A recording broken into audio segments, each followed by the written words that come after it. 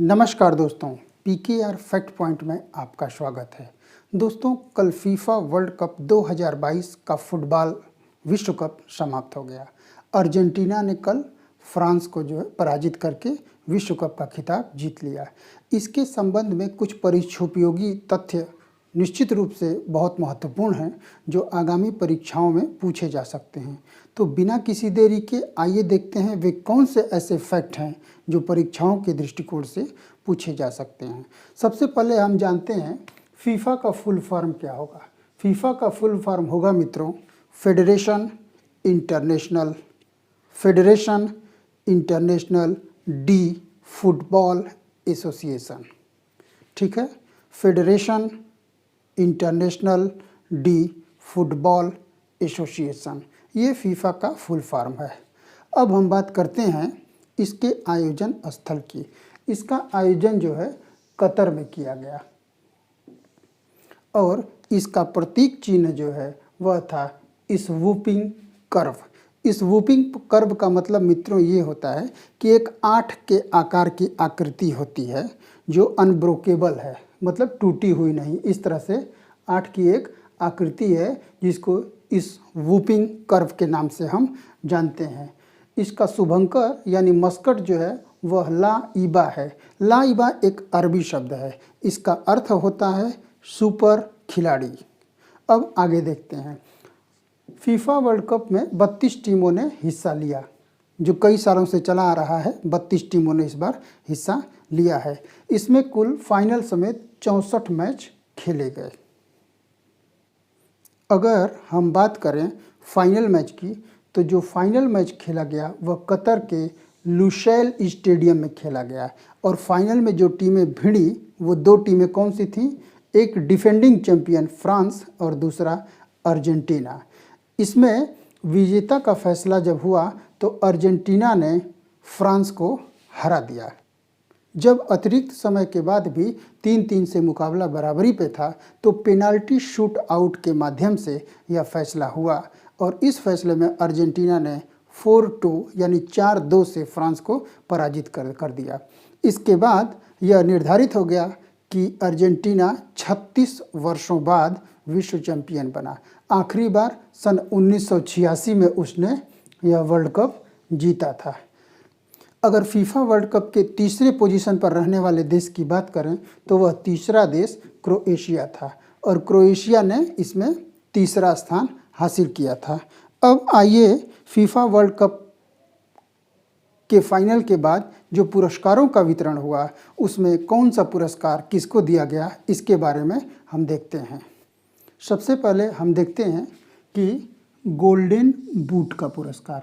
Golden boot उसे दिया जाता है जो पूरे टूर्नामेंट में सबसे ज़्यादा गोल करता है। तो गोल्डन बूट का पुरस्कार फ्रांस के मैकलियान एम्बापे को दिया गया। उन्होंने इस पूरे टूर्नामेंट में कुल 8 गोल किए थे। मैकलियान एम्बापे फ्रांस के खिलाड़ी हैं। इसके अलावा एक पुरस्कार होता है गोल्डन ग्लव्स, यानी कि जो गोलकीपर होता है यह पुरस्कार उसे दिया जाता है और उसके बेहतरीन प्रदर्शन के लिए गोल्डन ग्लव्स दिया जाता है।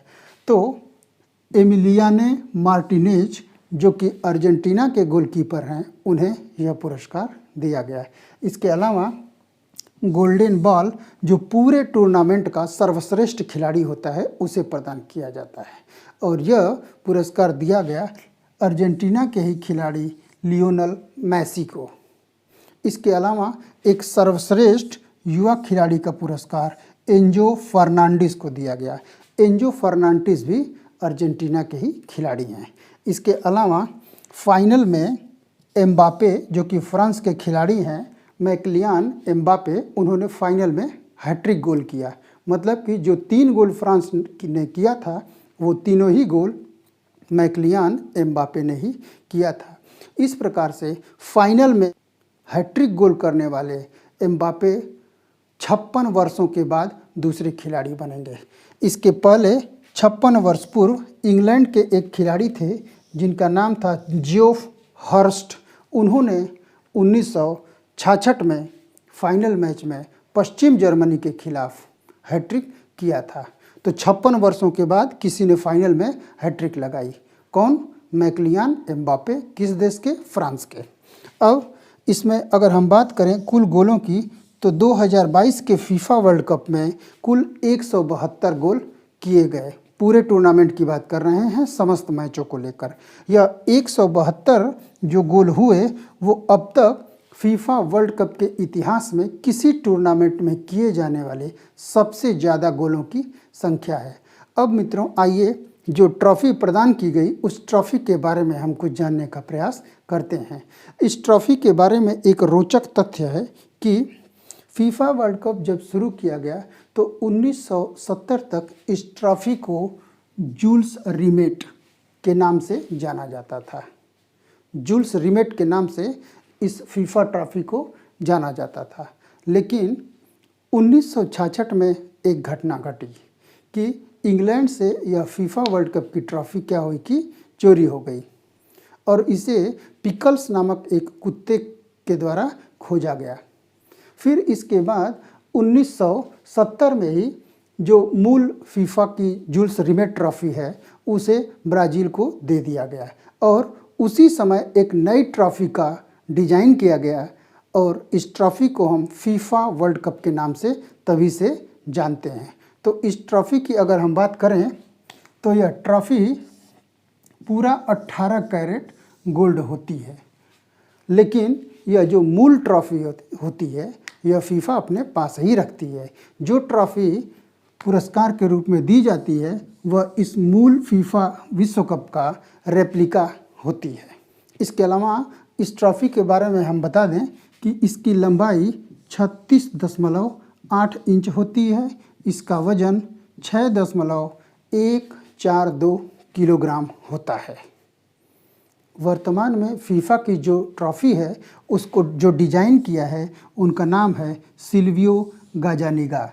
सिल्वियो गाजानिगा इटली के रहने वाले कलाकार हैं और इन्होंने ही वर्तमान की इस ट्रॉफ़ी को क्या किया है? डिज़ाइन किया है। इनका नाम है सिल्वियो गाजानिगा। अब जो फीफा वर्ल्ड कप हो रहा है इसकी स्थापना तो 1904 में की गई थी और इसकी हेड ऑफिस स्विट्ज़रलैंड के ज्यूरिख में है। लेकिन जो वर्ल्ड कप खेला जाने वाला है या खेला जाता है, यह वर्ल्ड कप जो पहला हुआ वह 1930 में आयोजित किया गया।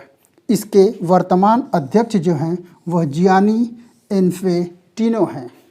जियानी इन्फेंटिनो इस समय फीफा के अध्यक्ष हैं। अगर हम अगले फीफा वर्ल्ड कप की बात करें जो प्रत्येक 4 साल पे खेला जाता है, तो सन 2026 में इसका आयोजन 3 देश मिलके करेंगे। उस एक देश, तीनों देशों का नाम है अमेरिका, कनाडा और मैक्सिको। तो ये रही मित्रों फीफा वर्ल्ड कप से जुड़ी कुछ महत्वपूर्ण जानकारी। आप इन्हें देखिए और अपना इनपुट शामिल करते हुए इन्हें खूब अच्छे से तैयार कीजिए। निश्चित रूप से इसमें से परीक्षाओं में प्रश्न आने की संभावना बनी रहती है। मिलते हैं अगले वीडियो में किसी अन्य महत्वपूर्ण जानकारी के साथ। तब तक के लिए नमस्कार। जय हिंद, जय भारत।